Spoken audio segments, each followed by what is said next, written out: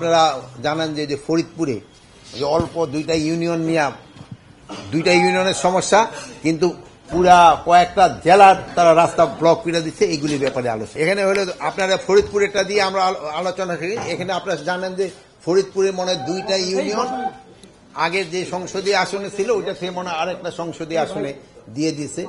এটা হলো, এটা আমাদের সাথে এটা কোনো সম্পর্ক নাই। এটা হলো ইলেকশন কমিশন এটা তারা করছে এবং এটা তারা পরে আবার তাদের শুনছে, যুক্তিতর্ক দেওয়ার পরও তারা সবাই বসে এটা নির্ধারণ করছে। এখন এই নির্ধারণটা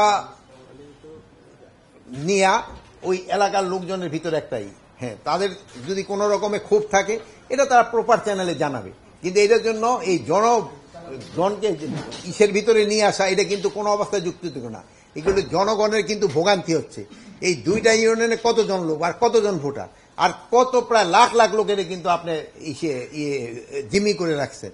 এটা কিন্তু কোনো অবস্থায় বরদাস্ত করা হবে না।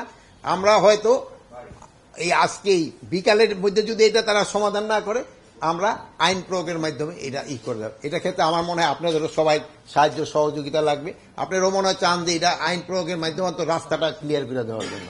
রাস্তা কিন্তু ব্লক করার অধিকার কারোই নেই, যেহেতু তার যদি কোনো দাবি দেওয়া থাকে তারা প্রপার চ্যানেলে জানাবে, কিন্তু রাস্তা ব্লক করে জনগণকে ভোগান্তি করা এটা কিন্তু কোনো অবস্থায় আমার মনে গ্রহণযোগ্য না। এটা ক্ষেত্রে আপনারা কি বলেন? এটা আপনারাও বলেন। আচ্ছা, এই ক্ষেত্রে আমরা একটা সুভালো সাংবাদিক ভাইরও চাচ্ছে যে রাস্তা যেন কেউ ব্লক না করে। এবং আমার ওই বোনও দেখলাম খুব রাজি, উনিও যদি মাথা সবাই এইটার ক্ষেত্রে রাজি।